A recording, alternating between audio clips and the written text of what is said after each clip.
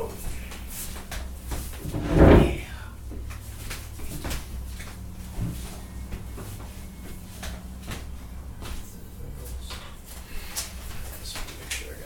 This is a pretty tight spot too. It's like I actually went across the street first whenever I got here. Oh, you did? Yeah. Did you knock on the door and everything? No. I got there and then this dog ferociously started barking. Yeah, there's a dog over there that likes to bark. It's like a small chihuahua like that. And the guy's like, hey, shut up. And then he was like, can I help you? And I was like, is 4101 here? He's like, no.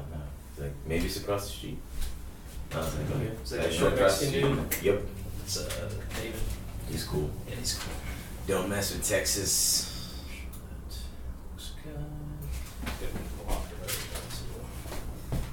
That's cool that you're recording with a backup. Just in case some shit goes down. Having it two ways is always helpful. Two? Like, I would like to have, that's the best way, that's all you really need. 2 cameras? Like, to set up a good thing. Yeah. Both levels, so you can kind of see people talking to each other. And I want to kind of set up some things like that. Yeah, I like that too. I listen to a podcast called, or I watch one called Tiger Belly. And on there, they have like this, they have it set up to where there's 3 cameras that you're seeing all the time, and they don't even switch from one to the other. They just use 3 cameras. You know what I'm saying? Like there's you just post it all together in one, and then yeah. Like a segmented screen, like in Nintendo 64. Split screen. Yeah. People do that with like their Twitch accounts, don't they? Whenever they post a video of them and then what they're doing in the game, because the screen in the game's recording. Yeah. That kind of stuff.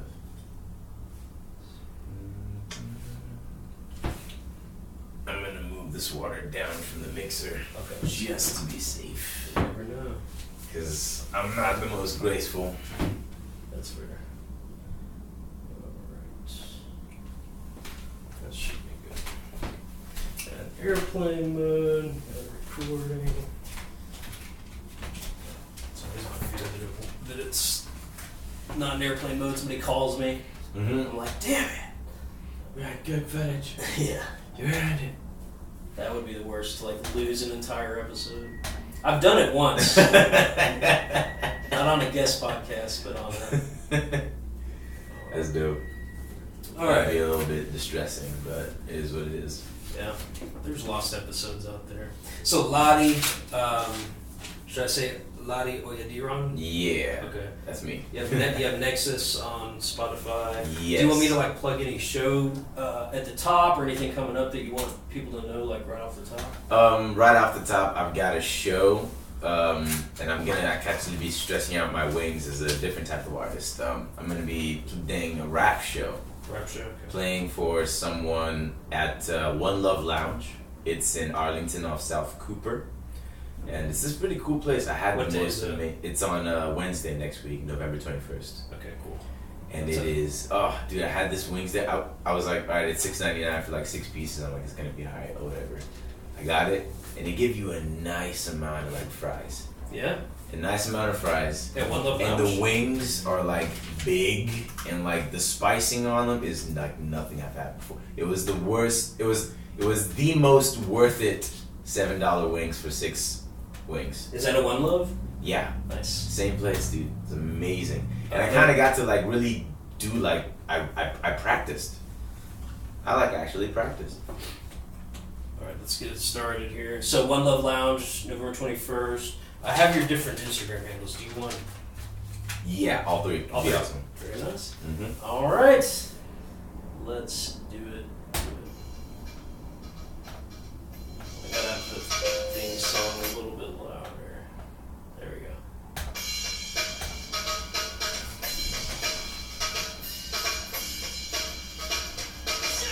Okay. All right.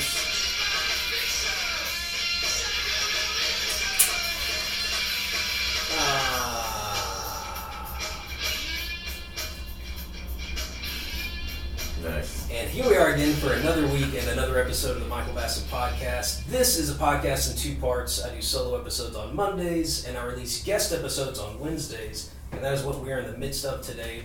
After a small delayed start, getting all the sound and everything worked out, I haven't taken Few few technical difficulties that we had, but it's all squared away now.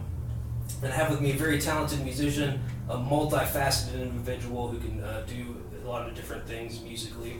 Lottie Oyediran, thanks for coming on, Thanks. my friend. Appreciate it, man. Did I say your name correctly? Kinda, yeah. Lottie is good.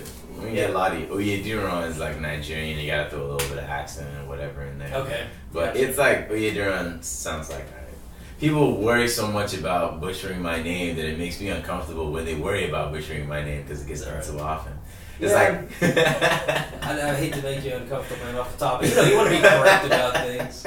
No, but we're doing this here today. I'm glad you made it by, man. This is going to be a full episode. Now, I do want to say that coming up on November 21st, you're going to be at One Love Lounge. Yes. And that one's going to be a rap show. Now, I've been listening to your stuff on SoundCloud, which you have a great SoundCloud up there. You also have your album or EP, I don't know what you can call it, your release, Nexus. Release, yeah. Yeah, it's a release, Nexus, and that's, of course, on Spotify, Tidal, Amazon, Apple Music.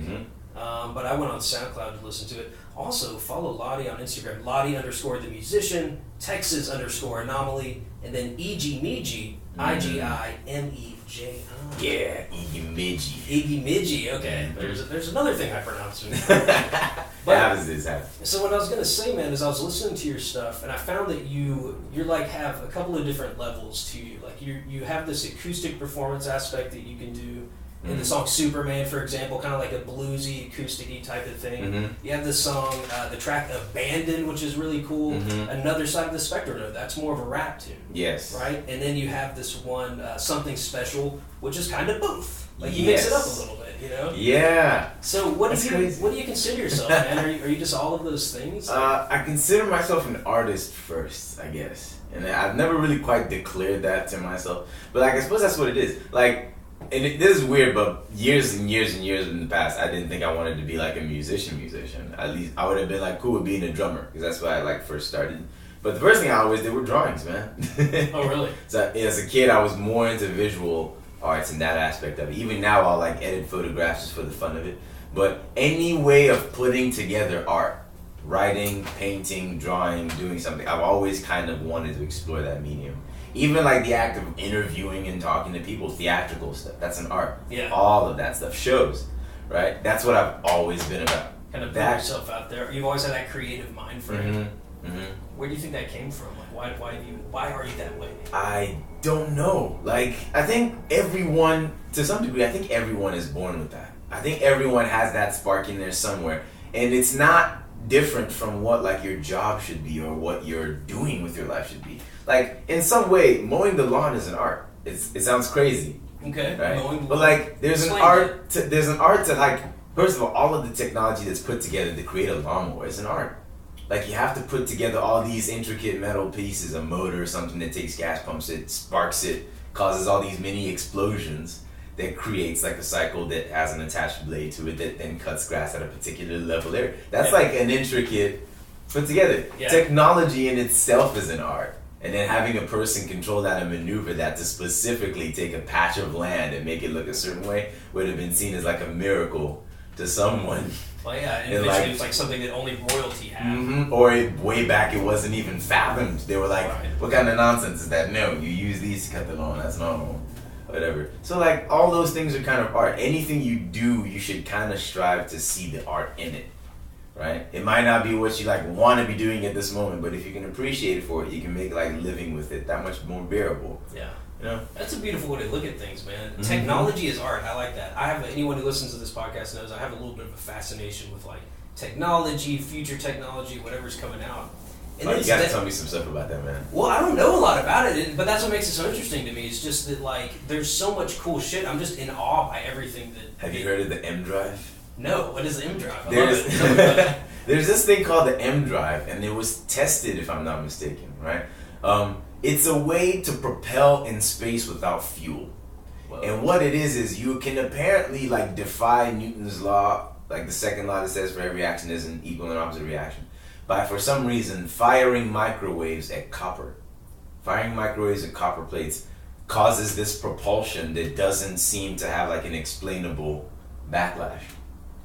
So it just creates this perpetual propulsion as long as the like microwaves are emitted onto the copper in a particular manner. And it's weird. It's like the best way, because to travel in space, you don't need all that fuel. You just need propulsion that will continuously have no air resistance. Right. So that's that kind of levitation technology being developed. That's wild. I don't know what's being done with it right now, but dude, look it up and it's interesting. M-Drive. That's crazy, man. When you think about like the space tourism that's happening now, because Elon Musk is like just putting people up into space with his like rockets that he's making himself. He's like, I'm gonna do it. I'm gonna put a robot in my Tesla. Yeah, exactly. And throw it on a satellite just around the world one time. Yeah, let's put a car up in the air. Who cares? But yeah, man. So the first time we kind of crossed paths was at Speakeasy 9, which was over there at the print shop. Like shout out to everyone that's there.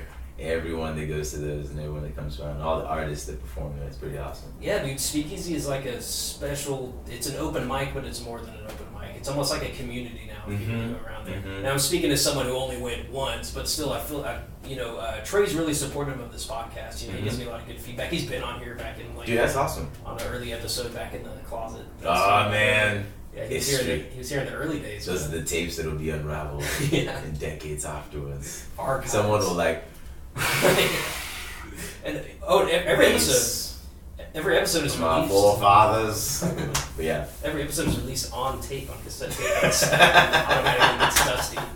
Yes, that's if you don't do that, are you truly taping a podcast? Exactly. Truly.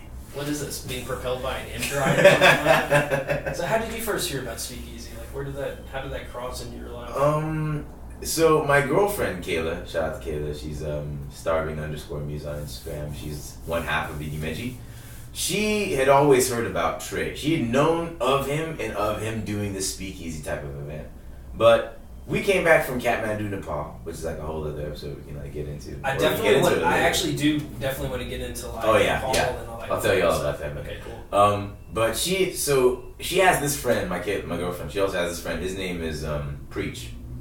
His name is Daniel, but he goes by Preach and is a poet. And you've probably like seen him around Spokane or that community at some point. Okay. So I wanted to be friends with him because I was like, I want to do some rap stuff. I think that he's a poet, and I want him to like do poetry on some like lo-fi beats, and I can work with that. And I just wanted to create art that way, through creativity somehow. Yes. So he was like, yeah, me and a whole bunch of artists always get together in the evenings, on the third Thursday of every month or whatever, and we kind of have this meeting where we support and get together and help each other out. And Trey came to one of those. Trey sometimes comes to those. He often comes to those. He's always like running late, man. But he gets there, and I met him, and he always tells us about his events, and we tell him about whatever events that we're at, and we support each other however we can. So that's how I found out about it. Cool. That meeting. Nice. That's cool, man. Yeah, and then it all kind of came together from there. I know that's kind of like a hub for just like creative people in the Arlington area to be poets or musicians or whatever it is. Mm-hmm. So you mentioned something about Nepal. I'll be honest with you, man. I heard you on the radio show the other day. What is it, Fishbowl Radio Network? Yes. Was it Queen the Comedian? Is that the show you were on? Queen is a comedian that was on the show. Queen Sylvie is the host of the show. Okay, gotcha. Queen Sylvie and Smooth Tim McGiffin. That was really cool. That was like, I saw you post about it on Instagram or something like that, and so I actually clicked the link in your bio. Mm-hmm. And thanks, man. Yeah, absolutely. No, dude, I pulled it up. It was cool. I was like, let's see what this is all about, because I'd never seen that website before. And it's like you pull up the website and there's different channels that you can click on, and then you guys' the show is on. More on the Gray Stream. Yeah, you're on Gray Stream. So like I listened to that interview, I thought it was really interesting, but I knew you were coming on, so I didn't like keep listening to it for every detail. But I did hear you mention like Nepal. I also know that you're from Nigeria, is that right? Yes. So all of that fascinates me. You mentioned Nepal. Let's start there. What were you doing there? Was Kayla there as well? I graduated from UTA in 2015, became a teacher, taught for 2 years in Dallas ISD, and then I decided to teach internationally. It turns out if you have an American teaching certification, you really can teach anywhere in the world. Cool. So traveling to be a teacher is not uncommon, it's actually very common. Was it like through a program or was it? Yes, I went into it through this profile website called like Teach Away. And you just create a website with them, create a profile with them, and pretty much they'll like advertise for you, and they'll tell you to go to these, like they have hiring events all around the world. A friend of mine invited me to go to one in San Francisco, and I kind of did that, just kind of on a whim. I was like, if I get hired, cool. If not, San Francisco. As you traveled from here all the way to San Francisco. Mm-hmm. We flew to San Francisco, me and this friend Lynn. And then we went, and I got hired pretty much from the first interview that I ever went to at the school called Lincoln School in Nepal. Cool. Mm-hmm. So when you're saying shout out to Lincoln, are you talking about yes. school? Okay. And a lot goes wrong with Lincoln in the future, but that's a whole other podcast episode. While you were there? Yeah. Oh no. A lot of different things went down. Lincoln, the school in Nepal. Yes. Do you mind telling me just a little bit of what happened? Because that's the way you like tease it that way. I have to know. Okay. Or do you know? You don't have to get into it. I don't have to get into it, but like, I broke the law when I was there. Okay. It's a very minute law that like a lot of people break on a daily basis. That like everyone does, and it pretty much has to do with like smoking hash. Okay. So there's hash involved. I'm There's hash interested involved. already. My spidey senses are tingling. My smoking senses, which are pretty strong, by the way. Smoking senses. Yeah. But yeah, so that happened, and I kind of got made a serious example of what happens to you. So I kind of, it all went crashing down after that, and I was kind of homeless and stuck. In Nepal. Yeah. Oh A no. long tale. Because obviously one day to write a book about. Oh, nice. Okay, cool. Well, so obviously you weren't a citizen of Nepal, so No. you were there and you got caught breaking the law, Mhm. and they wanted to make an example. Mm-hmm. Damn, so you lost the teaching job? Lost all of it. A lot of shit went down. Literally homeless. Kinda. Like, I found people to stay with, but like, I didn't have the apartment that I had because it was through the school. When the school pulled out, they pulled everything out, and just kind of like stopped helping me out at all. Jesus. It was really rough. Like, what were you teaching there? Like, a bunch of subjects, man. I was teaching. Let's see. I was teaching physics to 10th graders. I was teaching AP Stats to people from all over high school. I was teaching 6th grade, 7th grade, and 8th grade science. It was like a load. I had to like figure out the curriculum and pretty much like study the material a lot of the times before, know what I was talking about, Make your own and then lesson teach it to 6th grade, 7th grade, and 8th grade respectively. Sometimes I would teach all different classes in the same day, all 5. Jeez, man. There's a workload, and there's a lot wrong with the school itself and its own inner workings, but we don't have to get into all that. That's for another episode. There you go. Yeah, it seems like every business, and I know it all too well, certain businesses, like no matter how well they look on the outside, sometimes you get to the inner workings of it and you see like how much people really like their job. The underbelly. Yeah, the dirty underbelly. Gross side. Yeah, exactly. So like you're over there in Nepal, that shit goes down. Were you playing music over there? I was starting to as a teacher, you know. I was like, all right, cool. In my spare time, I can find gigs and just play gigs and stuff. Then that happened, and I was like, yep, I just do gigs now. But you did. So I dove headfirst into music, and I'm actually kind of popular in Nepal. Really? Yes. You can pull up on YouTube right now and see a video of me performing in Nepal, and it's like 183,000 views. Are you serious? Yep. Dude, that's wild. Why don't you go back to It Oh, is. I think I know why you don't go back Yes. there. What a catch-22. Dude, that is a movie. Right? Or at least a book. like Pretty this. much. So one day I'm hoping I won't be big enough to go back there and just kind of see like what goes on with that, you know? So because people know me, like most of my fan base, the reason why I have a large Instagram number of followers is a lot of them are from Nepal. Wow. And I'm still doing that, I'm still honoring that. I want to write some more songs in Nepali. I you know the language? I cover some Nepali songs. I Cool. like do my own Nepali songs, and I perform those too. And I've actually like the reason why my video went really, really popular is because it's a cover that everybody in Nepal loves. It's a song called Nishchal by Albatross. It's like very, very like sweethearty. Everyone in Nepal loves it. Everyone. Kind of like a traditional song. It's not even traditional. It's like a rock song. It's like weird, but I'll show it to you later, or we can pull it up. It's like the Despacito of Nepal. The big Like pop hit. Despacito, but more heartful and not slowly about fellatio. Okay, I gotcha. Like, what is the bulk of music in Nepal like? I mean, I guess it's hard to categorize any like There's like- artistic endeavor, but like, what is the What's the musical vibe like? yeah? What's the musical vibe? All over the place, man. There's like hip hop people in Nepal doing their stuff. I collaborated with one. I'm still working on releasing a video with them for a song that we pretty much finished, but I haven't really heard the full version yet. It hasn't been put together with a video release. There's people doing a lot of rock. Rock is very popular. Very, very, very, very, very, very popular. Huge bands like Albatross. There's this guy Nitesh Junkuar, but also like folky guitar acoustic music is very popular. I'm forgetting the names of my rock stars right now. 1979 AD. They're this rock band. This guy gave me opportunities to play at this place called House of Music in Nepal. That's where it is, a House of Music. Not House of Blues. Not House of Blues. House of Music. More broad than just blues. Broad. He is the drummer from it, and that band was popular. They did like world tours and shit back in like the 70s and 80s. So I rubbed shoulders with some like pretty popular people in Nepal. And it's weird. A lot of that was probably because I was an interesting artistic black guy.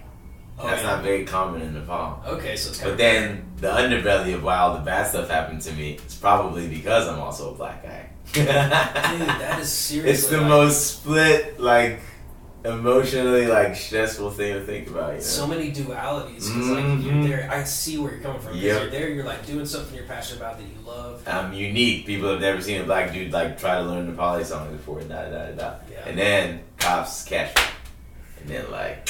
Yeah. So did they give you a harder time?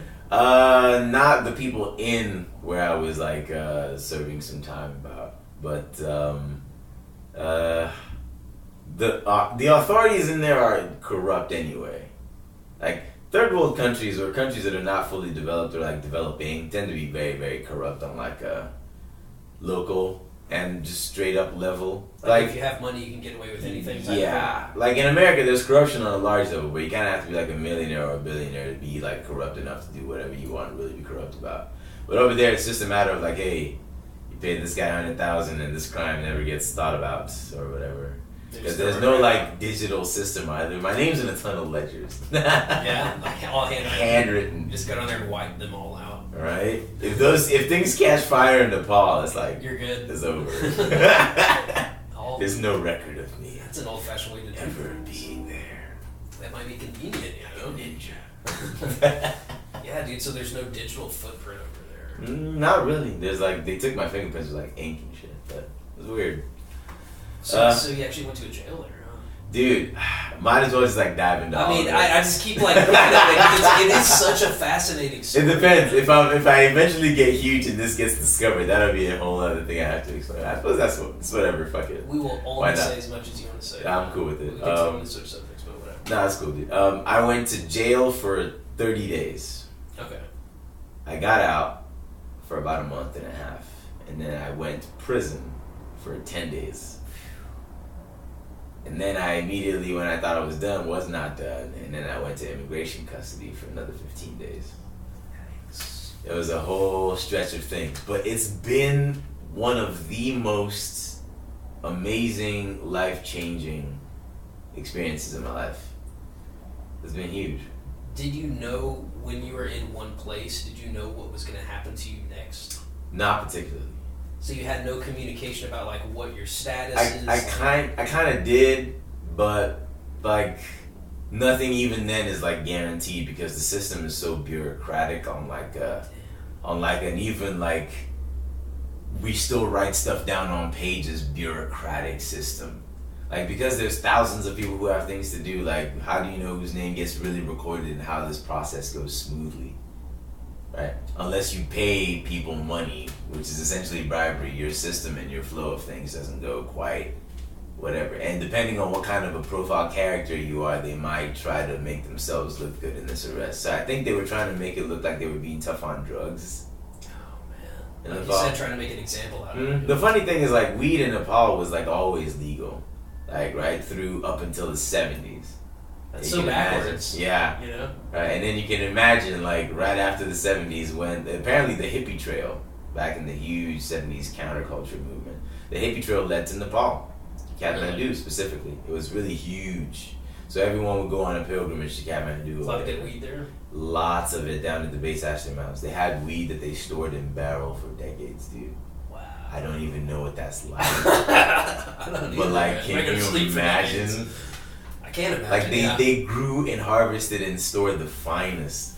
And then America was like, hey, this is messing with our people that we want to go to Vietnam War about. So we're either gonna bar and excommunicate you and make life difficult, or you can make all drug drugs illegal like we're doing. And this is like towards the Reagan era when they started trying to sweep up on war on drugs. Yeah.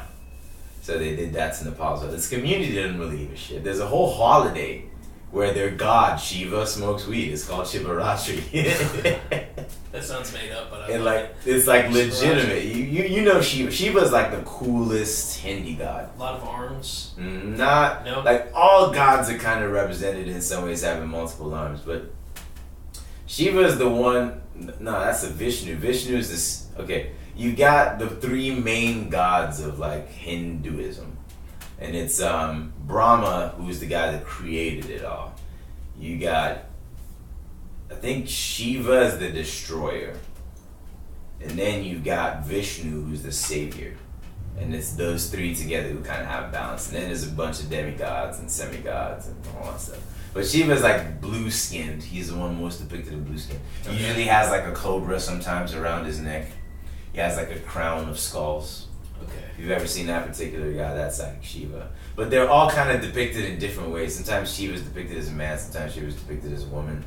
And it speaks towards like Hinduism, I think, not being very gender like fluid and not really taking that stuff as seriously as conservative America does. It's more about like the overarching symbolism of Mm-hmm. Like you'll never see a Hinduist or someone who practices Hinduism, which by the way is like, a lot of people don't understand it. It's not like a religion so much as it is like the way of a life of people of a certain geographical location. It wasn't like a religion that was brought upon people, or that was like, it was just kind of like how this place lived. It's like the oldest. So people just kind of, there's temples everywhere in Kathmandu. It's amazing. You walk down the street and see the most beautiful sculpture from like thousands of years ago. Like ancient temples? Ancient temples, dude. That's cool. Ancient. You go to like some of them, there's saved world UNESCO sites, like the Bodhanath Stupa, the Bodhanath Stupa. They're called stupas. And they're all like either places where monks stay or where there's a whole bunch of gigantic prayer wheels and like all stuff that you go around. There's one in Bodha, there's one in Kathmandu, there's one in Patan, there's one in Bhaktapur.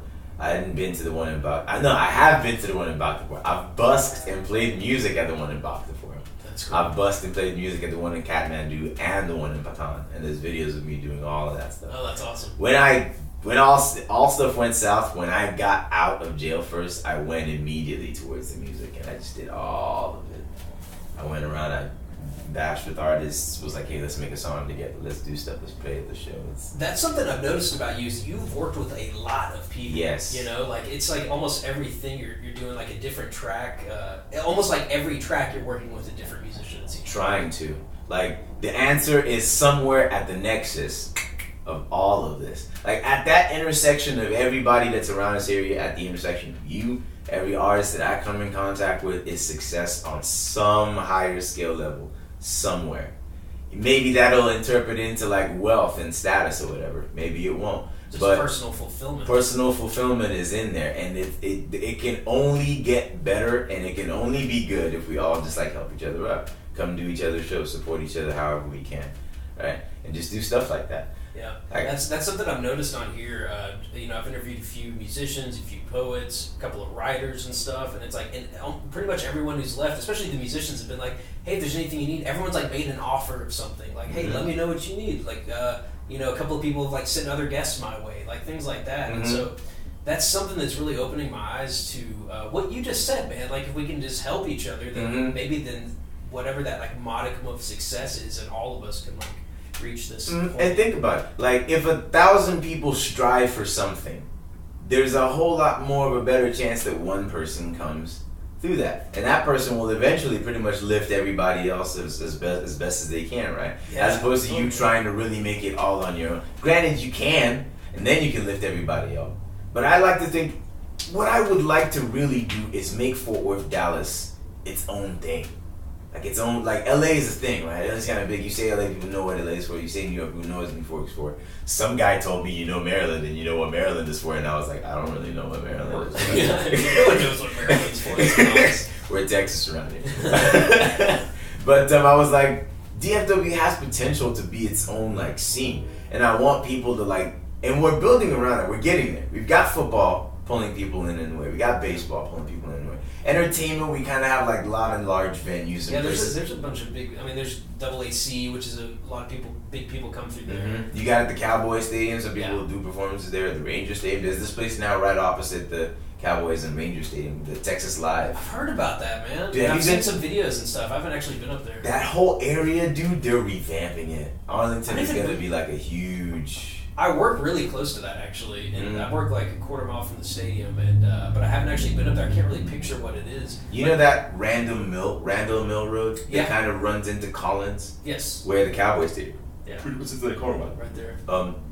Right there. If you go further down Randall Mill away from UTA, to the left is your Ranger Stadium, right? Right. To the right, they're gonna build a new Ranger Stadium a little further down the road. Seems unnecessary, but okay. They're tearing down the old Ranger Stadium. I think it's old, outdated. I don't know why they can't just maintain it. I don't know why they have to build a bigger, better one. Yeah. But before you get there, right kind of in the pocket between Cowboy Stadium, New Ranger Stadium, Texas Live, and a whole bunch of bars and like metropolitan, modern area kind of food and drink.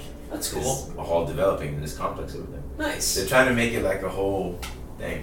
I did hear somewhere that Tarrant County is the fastest growing, or like somebody told me this yesterday. Can't really remember what they said, but it's like the 4th fastest growing county, I think, in the country. I wouldn't doubt it. Something like that. And we have some of the cities that are the fastest growing. I've seen some signs to say it. I don't know how true the signs are. But like either Roanoke or somewhere around it, Argyle claims to be the fastest growing city. And that might be by a different measure of statistic. Yeah, you know, really knows. It might be like, yeah, we're faster as far as like maybe like our people run fast. People run fast. They could win a race. We've got the fastest in town. Our children are really fast. No, but they're up there, you know. It's the milk. Yeah, I mean they're up there in some way. Yeah, we're doing things for sure, 100%. I think it's a good time to be in